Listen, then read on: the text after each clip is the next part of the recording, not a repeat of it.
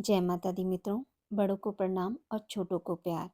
आज हम सोमवार की व्रत कथा का श्रवण करेंगे। मन को शांत और कथा को धैर्य से सुने। कथा को पूर्ण सुनने से उसका पूरा फल मिलता है। चलिए शुरू करते हैं। एक समय की बात है। अमरपुर नगर में एक धनवान व्यवसायी रहता था। उसका व्यापार बहुत दूर दूर तक फैला हुआ था। यहाँ के सभी नगरवासी उसका बहुत आदर करते थे।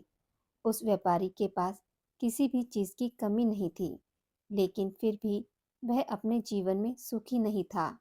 दरअसल उस व्यापारी का एक भी बेटा नहीं था, जिस कारण हर समय उसे चिंता सताती थी कि उसके मरने के बाद उसकी संपत्ति की देखभाल कौन करेगा।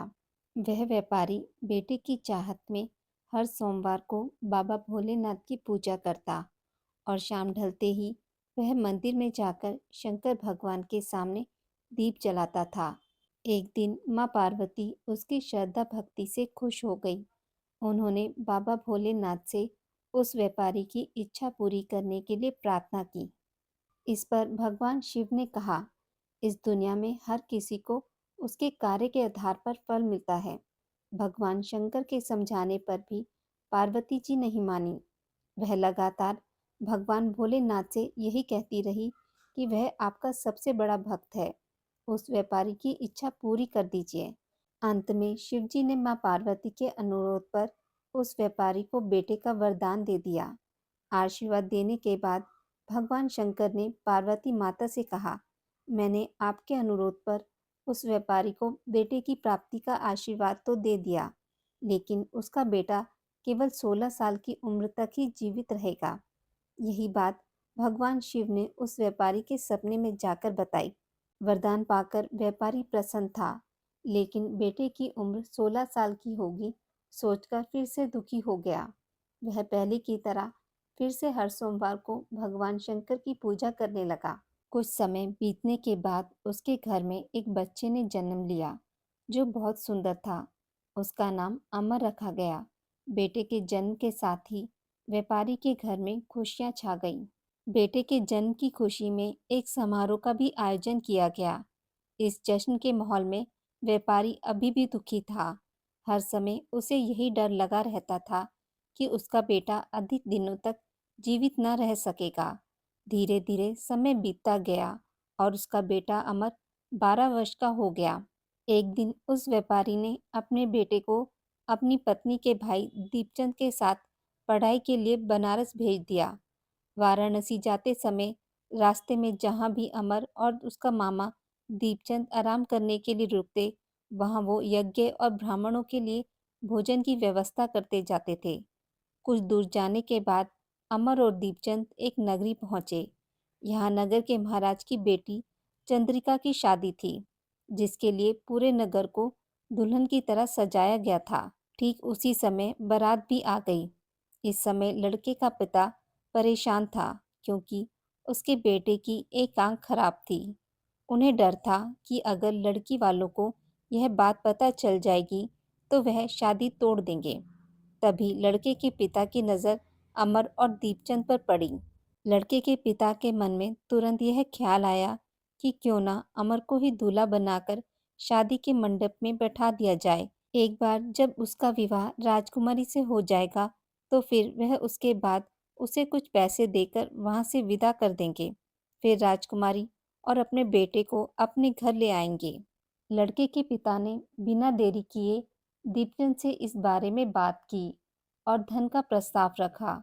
दीपचंद ने पैसों के लालच में तुरंत हाँ बोल दिया और अमर को दूल्हा बनाकर मंडप में बैठा दिया। यहाँ राजा ने राजकुमारी का कन्यादान कर विवाह संपन्न कराया और बहुत सारी संपत्ति के साथ अपनी बेटी को विदा किया। शादी के बाद जब अमर वहां से लौट रहा था तो उसे लगा झूठ बोलना सही नहीं है और उसने राजकुमारी चंद्रिका के दुपट्टे पर सारी सच्चाई लिख दी। अमर ने लिखा, प्रिय राजकुमारी चंद्रिका, तुम्हारे साथ छल हुआ है। तुम्हारा विवाह मेरे साथ कराया गया। मैं एक व्यापारी का पुत्र हूँ और फिलहाल पढ़ाई के लिए वाराणसी जा रहा हूँ। तुम्हारी शादी जिससे तय हुई थी उसकी एक आंख खराब है।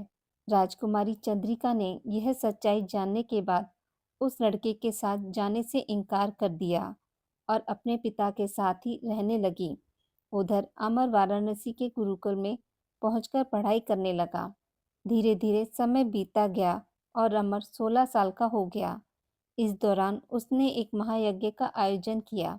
यज्ञ समाप्त होने के बाद अमर ने सभी ब्राह्मणों को खाना खिलाया और उन्हें कपड़े दिए। सारे काम खत्म करने के बाद अमर रात को अपने कमरे में सोने चला गया। भगवान शंकर के वरदान के मुताबिक उसी रात अमर के प्राण चले गए। अगली सुबह जब दीपचंद उसके कमरे में पहुंचा तो उसने देखा कि अमर जीवित नहीं है। वह जोर जोर से रोने लगा। उसके रोने की आवाज सुनकर आसपास के सभी लोग वहां इकट्ठे हो गए और अपना दुख जताने लगे।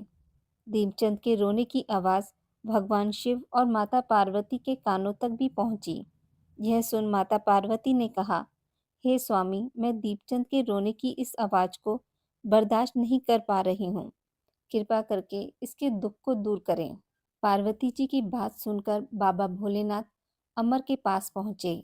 यहाँ उन्होंने देखा, यह तो वही बालक है जिसे केवल 16 साल की उम्र तक जीवित रहने का आशीर्वाद मिला था। इसके बाद भगवान शिव सीधे माता पार्वती के पास पहुंचे और कहा, हे गौरी, मरने वाला बालक उसी व्यापारी का पुत्र है। इसने अपनी उम्र पूरी कर ली है। यह सुनकर माता पार्वती ने भगवान शिव से एक बार फिर से आग्रह किया। उन्होंने कहा, स्वामी, आप कृपा करके इस बालक को दोबारा जीवित कर दें। इसे मृत देख इसके माता पिता भी अपने प्राण त्याग देंगे। माता पार्वती ने बाबा भोलेनाथ को याद दिलाया कि अमर के पिता उनके सबसे बड़े भक्त हैं। कई सालों से वह हर सोमवार को उनकी पूजा करते आ रहे हैं। माँ गौरी के अनुरोध पर भगवान शंकर ने अमर को जीवित होने का आशीर्वाद दिया और अमर दोबारा जीवित हो गया। कुछ समय बाद जब अमर की पढ़ाई पूरी हो गई तो वह अपने मामा दीपचंद के साथ वापस अपने गांव चला गया। चलते चलते दोनों उसी नगरी में पहुंचे जहां राजकुमारी चंद्रिका से उसका विवाह हुआ था। यहाँ पहुंचकर अमर ने महायज्ञ किया। तभी पास से गुजर रहे उस नगर के महाराज ने महायज्ञ होते देखा। महाराज ने एक ही पल में अमर को पहचान लिया और महायज्ञ के समाप्त होते ही वो अमर और दीपचंद को अपने साथ ले गए। कुछ दिनों तक उन्होंने अमर और दीपचंद को अपने महल में ही रखा। उसके बाद महाराज ने बहुत सी संपत्ति और कपड़े देकर राजकुमारी को अमर के साथ भेज दिया। महाराज ने रास्ते में उनकी रक्षा के लिए कुछ सैनिक भी भेज दिए। दीपचंद भी महल से अपने नगर को पहुंचा और दूत के हाथों अमर के आने की सूचना व्यापारी तक पहुंचाई। व्यापारी को जैसे ही पता चला कि उसका बेटा 16 साल की उम्र के बाद भी जीवित है तो वह बहुत खुश हुआ। दरअसल व्यापारी और उसकी पत्नी ने खुद को एक कमरे में बंद कर रखा था। वह कुछ भी खाए पिए बिना अपने बेटे का इंतजार कर रहे थे। दोनों ने यह प्रण लिया था कि अगर उन्हें अपने बेटे की मौत की खबर मिली तो वह भी अपनी जान दे देंगे। दूत की बात सुनकर व्यापारी और उसकी पत्नी नगर के अन्य लोगों के साथ अपने बेटे के स्वागत के लिए नगर के गेट के पास पहुंचे।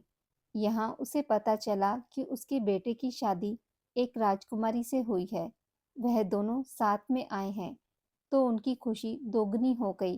बेटे और बहू का स्वागत उसने काफी धूमधाम से किया। उसी रात एक बार फिर बाबा भोलेनाथ व्यापारी के सपने में आए और कहा, मैं तुम्हारी भक्ति से खुश हूँ।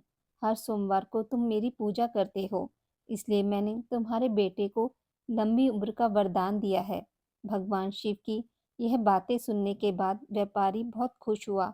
बेटे का जीवन वापस मिलने के बाद भी व्यापारी हर सोमवार को भगवान शिव जी की आराधना करता रहा। इससे भगवान शिव और माता पार्वती की कृपा व्यापारी के घर में बनी रही। हे भगवान शिव और माता पार्वती, जैसी कृपा आपने व्यापारी पर करी वैसी सब पर करना।